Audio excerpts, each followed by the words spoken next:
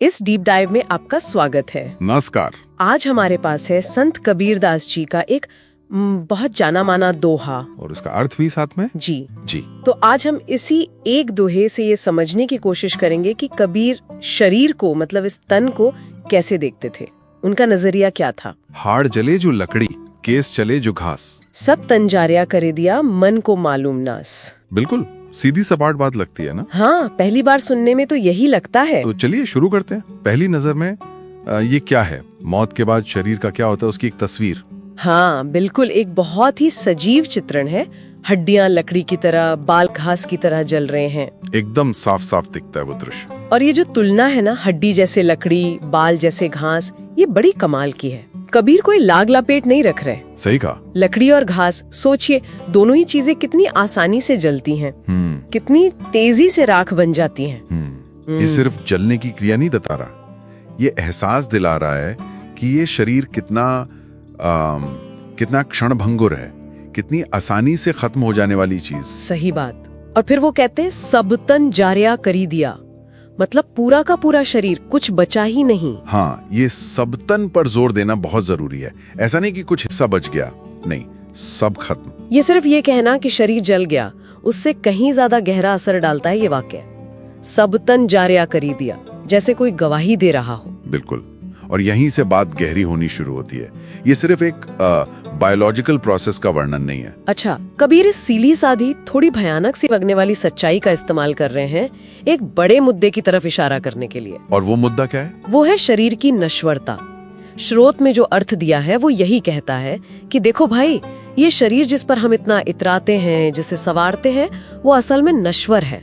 नश्वर यानी टेम्पररी, टिकने वाला नहीं है। चिबल, आज है कल नहीं। तो ये जो शमशान का दृश्य कबीर दिखा रहे हैं, वो असल में एक आईना है जो हमें हमारी असलियत दिखा रहा है। एक तरह से हाँ, कि जिस चीज को लेके हम इतने गंभीर रहते हैं, वो आखिर में लकड़ी और घास की तरह जल जानी है। तो फिर स्रोत कहता है, इस पर गर्व या घमंड करने का कोई मतलब नहीं बनता। समझ रहे हैं? कबीर की बात सिर्फ मौत के बाद क्या होता है वहां तक नहीं रुकती। वो असल में जीते जी हमारे रवैये पर, हमारे एटीट्यूड पर सवाल उठा रहे हैं। हम किस चीज पे गर्व कर रहे हैं? हाँ, क्या हम ऐसी चीज पर अपनी पहचान, अपना मान सम्मान टिका रहे हैं जो इतनी अस्थायी है? ये जो आखिरी लाइन है, मन को मालूम नाश, इसका क्या मतलब है फिर? ये दिलचस्प है। मन को मालूम नाश, शायद इसका मतलब है कि मन इस सच्चाई को जानता है या उसे जान लेना चाहिए कि ये सब नाशवान है। जी, कि ये जो भौतिक रूप है ये अंततः नष्ट हो जाएगा। ये सिर्फ शारीरिक अंत की बात नहीं, शायद ये उस भ्रम के टूटने की भी बात है जो हम शरीर को लेकर पालते हैं। अच्छा, तो ये शरीर की सच्चाई जानकर शायद मन को कुछ और दिशा मिल सकती है, ये कहना चाह रहे हैं? शायद यही इशारा है। देखिए, अगर हम ये समझ जाएं कि हमारा ये भारी रूप, ये देह आखिरकार मिट ही जाएगी, हाँ, तो फिर सवाल उठता है कि हम अपनी ऊर्जा, अपना ध्यान कहाँ लगाएं, किस चीज को महत्व दें। सही। कबीर अक्सर आत्मा या चेतना की बात करते हैं जो शरीर से परे है। हाँ, करते हैं। ये दोहा सीधे तौर पर वो नहीं कहता, लेकिन शरीर की नश्वरता पर इतना जोर देकर वो शायद हमें अप्रत्यक्ष रूप से उसी दिशा में सोचने को उकसा रहा है। तो एक तरह से देखें तो ये दोहा हमें आजाद भी करता है उस बोझ से कि हमेशा परफेक्ट दिखना है या शरीर को हमेशा जवान रखना है। ये एक बहुत अहम पहलू है, आपने सही पकड़ा। क्योंकि अंत तो यही है, लकड़ी और घास जैसा। तो शायद हम व्यर्थ के दबावों से मुक्त हो सकें। बिल्कुल। सोचिए, आज के जमाने में जहाँ शरीर को लेकर इतनी जागरूकता है, बल्कि कहें कि जुनून है।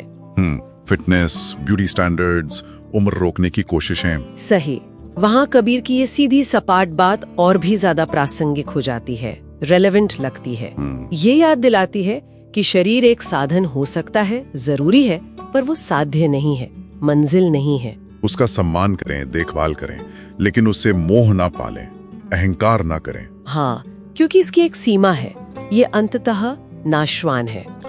तो ये सिर्फ वैराग्य की बात नहीं है, ये चीजों को सही नजरिए से, सही परिप्रेक्ष्य में रखने की बात है। बिल्कुल, ये जीवन की एक सच्चाई को स्वीकार करने का आह्वान है।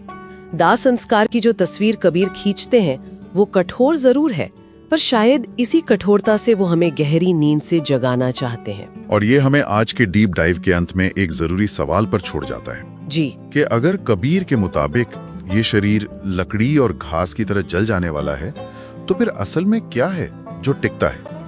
वो कौन सी चीज है जिस पर गर्व किया जा सकता है या जिसे संवारने में असली सार्थकता है? ये सोचने वाली बात है। कबीर ने इशारा तो कर दिया है, पर खोज शायद हमें खुद करनी होगी। इसी विचार के साथ ये डीप ड्राइव यहीं समाप्त होता है। धन्यवाद।